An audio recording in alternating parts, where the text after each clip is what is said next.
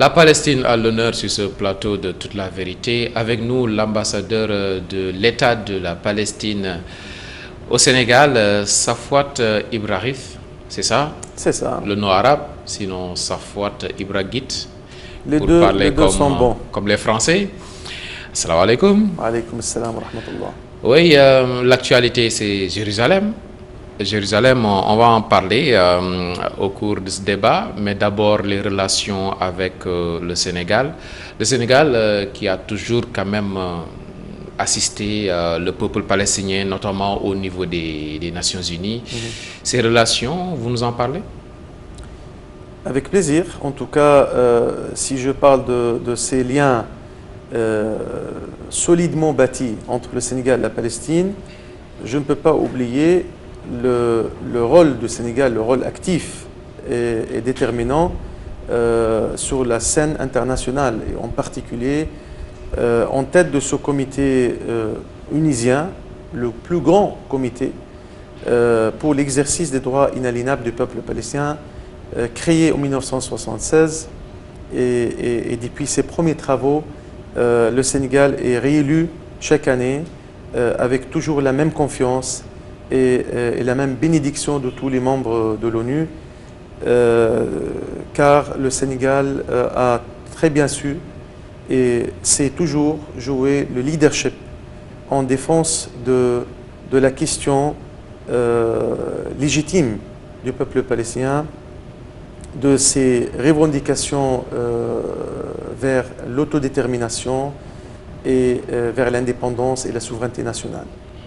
Donc le Sénégal, depuis cette date, et bien avant cette date, a tissé des liens fraternels, a accueilli le feu président Yasser Arafat pendant que Yasser Arafat était quitté par tous les mots injustes.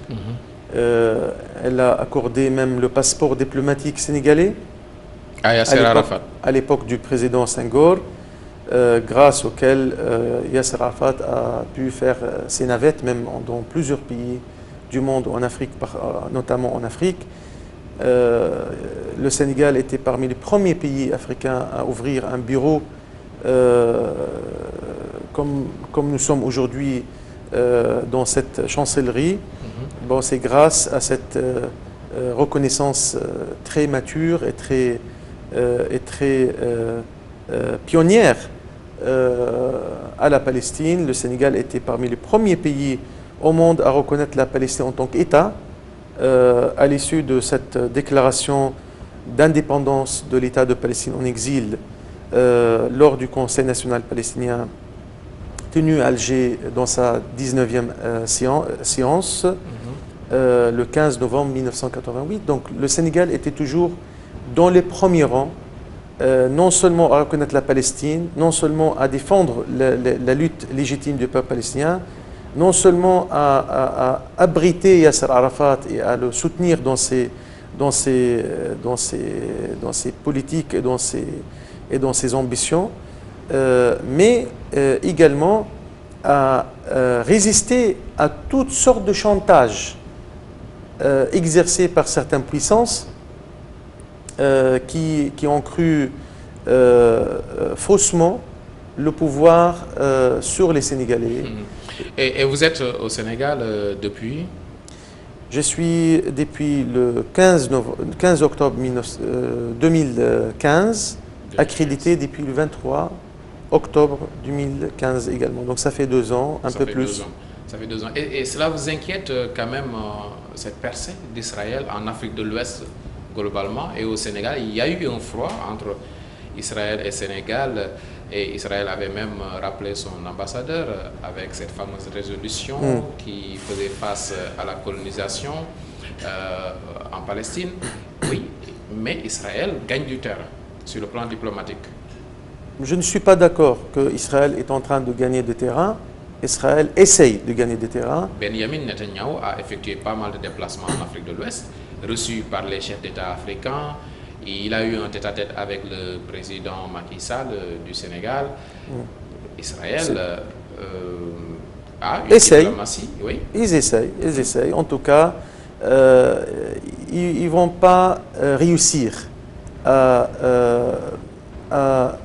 trouver un terrain d'accueil et un terrain d'amitié chez les peuples africains, tout simplement parce que dans ce continent, il y a des peuples qui ont vécu l'expérience de la lutte contre l'apartheid et la lutte contre la colonisation et la lutte pour la libération et pour la souveraineté nationale.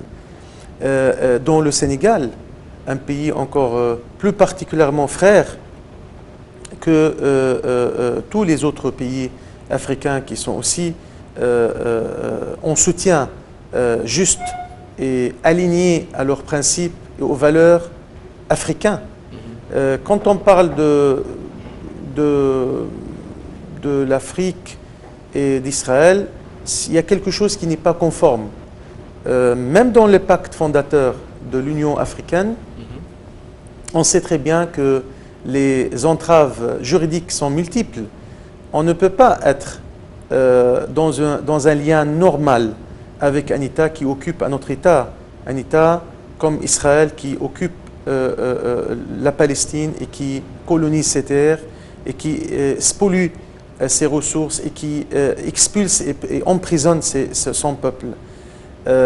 Évidemment, il faut être un État propre et pur pour être admis à l'Afrique et pour que les Africains puissent l'accueillir si on normalement. Considère que l'Égypte fait partie de cette Afrique, du côté de la Palestine ou d'Israël, l'Égypte est surtout perçue comme un pays du Moyen-Orient, mais l'Égypte est quand même en terre africaine et cette Égypte fait partie des alliés d'Israël quand même. Non, des alliés, je ne crois pas, c'est un peu exagéré. Il y a un accord qui était signé entre l'Égypte et Israël en 79 déjà. En 1979, après 3 guerres successives. Donc les Égyptiens, l'armée égyptienne, les rangs politiques en Égypte ont vécu, ils étaient placés au cœur de ce conflit. Ils avaient toutes les raisons de connaître de près le danger que constitue cette agressivité, cette politique et pratique israélienne en terre illégalement occupée. Mais aujourd'hui, cette Égypte a besoin d'Israël, ne serait-ce que sur le plan économique. On a besoin de tout le monde dans ce cas, mais on peut aussi faire le tri. L'Égypte a toutes ses ressources assez fortes pour être parmi les grands pays de la région. Elle a le gaz que Israël a besoin. Elle a l'économie le plus fertile, elle a le terrain le plus vaste et elle a aussi sa situation géographique et démographique en tant que poids humain dans cette équation politique régionale. On ne peut pas nier la grandeur de l'Égypte comme tous les pays de l'Afrique. Mais vous avez quand même du travail à faire aux côtés du monde arabe parce que ce n'est pas acquis. Il y en a qui ont un double discours, un discours diplomatique et un discours souterrain. On cite l'Égypte, la Jordanie et pas mal de pays. Israël également travaille par rapport à ces pays arabes. Je vais vous répondre en citant les propos de Benjamin Netanyahu, Premier ministre d'Israël.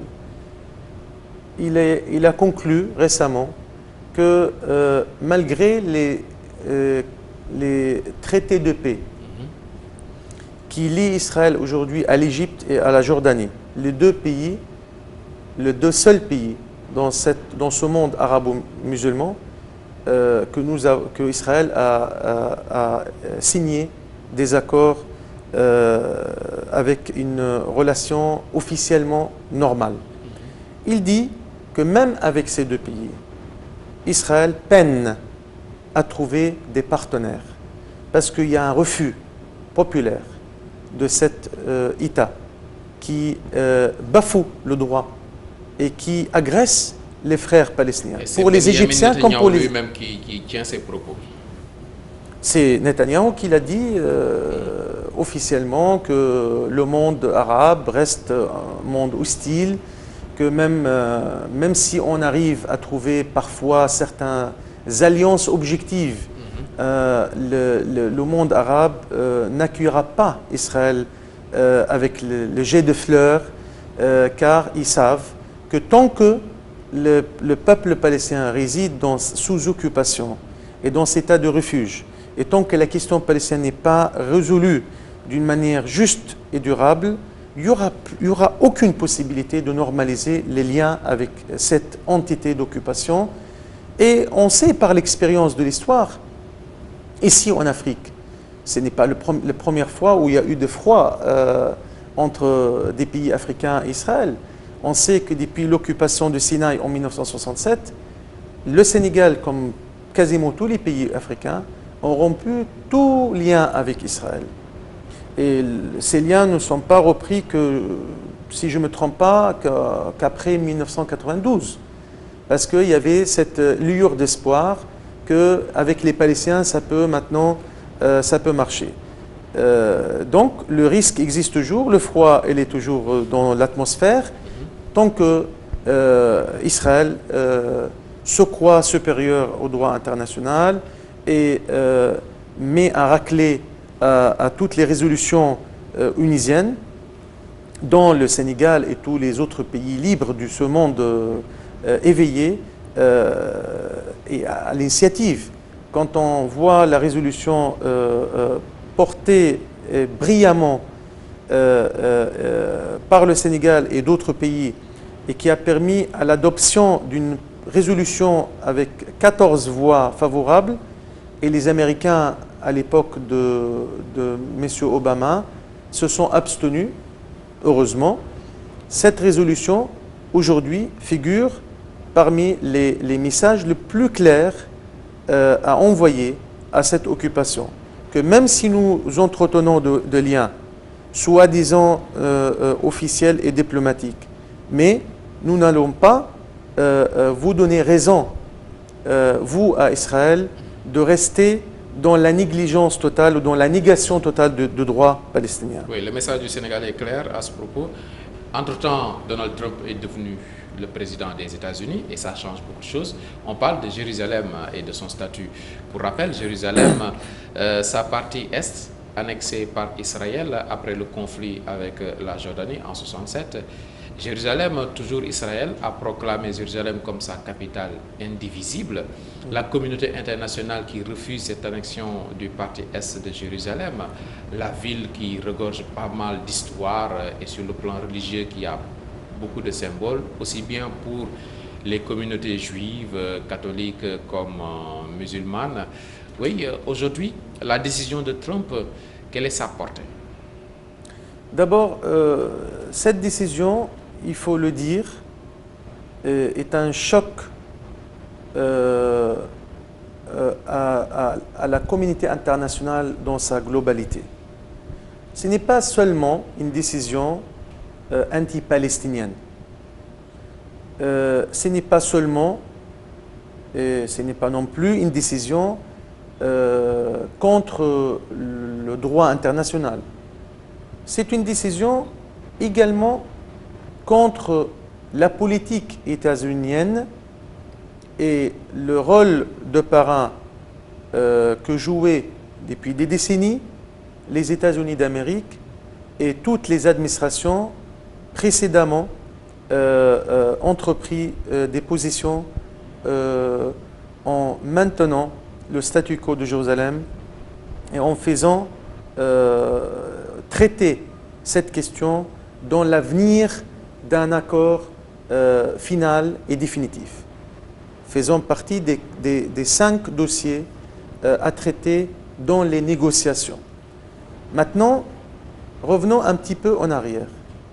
La décision de M. Trump, qui est une décision responsable, illégale, illégitime, ne changera en aucun cas le fond du sujet, le caractère